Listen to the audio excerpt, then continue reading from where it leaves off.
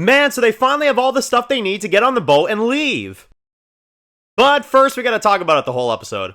Hey guys, it's Dan, your host, your Dan's Reviews, and today I'm back for another video for today. This one's going to be doing another video for Lost. This is my next review for Season 1. This is part 1 of 3 of the 3-part finale of Season 1. This is for episode 23, titled Exodus Part 1.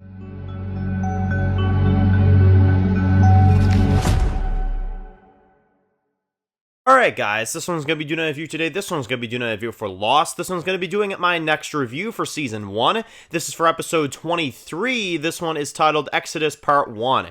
Now this is a 3-part finale, of course, so we're going to be reviewing the other 2 parts as we go along here, but episode 23. So, wow, this was really good. This was a really good episode. So, this episode basically focuses on our characters and kind of what they're trying to do. You've got, Sawyer and Michael and the rest of them that are getting this, raft ready. Jin's there too, and they're all, building it up, and it's built up to what they want it to be and stuff like that. So they're getting ready to take off, basically, and finally get the hell off the island. At least Jin is, and Michael and his son are, and, Sawyer is, and stuff like that. And we kind of shift between that stuff, and then we also go with Danielle, who basically goes on the island to warn our characters, to warn Jack and the others about the others.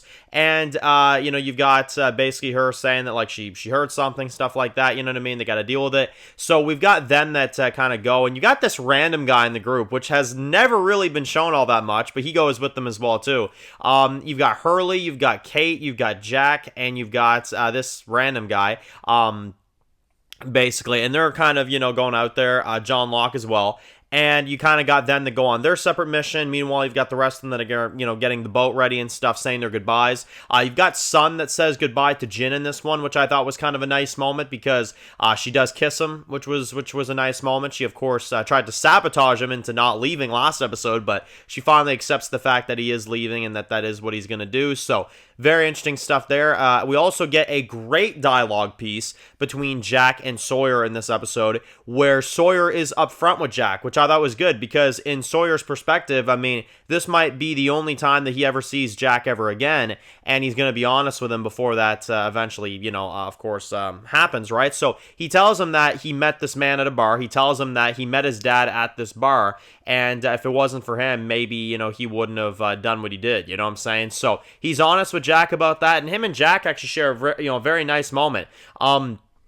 Probably the nicest moment I've seen Sawyer and Jack have, and it actually was a pretty emotional scene, because, again, these are characters that have been at odds the entire season, but it was nice to see, them two kind of, have that moment between the two of them, and I think it's setting up for a very massive brothership that we're going to get in this show. Could be wrong, could be right, but I feel like we're going to get something really major between the two of them, because I do think that Sawyer will be a more so of a good guy over the course of this show, but again, we'll have to see. But it was a really great moment. It was a great scene. And another thing we kind of see throughout this episode, which is sporadically throughout all 3 of these, but I'll at least cover what we got in this one, is we're seeing everybody's perspectives of their final moments before getting on the plane, right? Which is cool. This episode is not really a backstory necessarily on just one character, We see Michael and Walt, Walt is kind of acting up and stuff, not really listening to Michael, stuff like that. We've got Sawyer, who is, like a prisoner there, basically. We get a sequence with him where he's being tied up and stuff like that. We've got Kate, of course, who she's a prisoner. She's tied up as well, too, getting ready to get on the plane. We have Boone that makes a quick appearance with Shannon in this one, which I thought was pretty cool. And they kind of give you little pieces.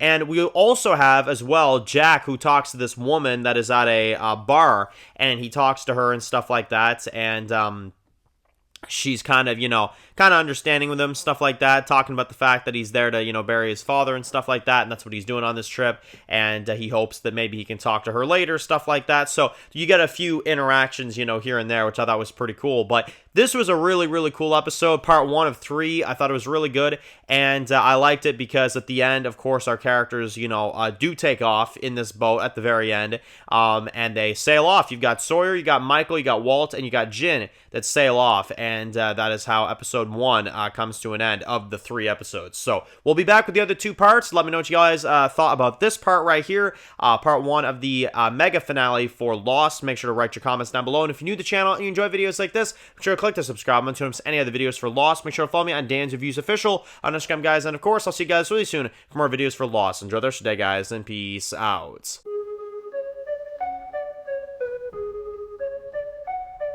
Born in the dark alleys, city of concrete. Dan's reviews blowing up, never taste defeat. Walking Dead dissected every plot twist beat. World gone mad, TV junkies hit a treat.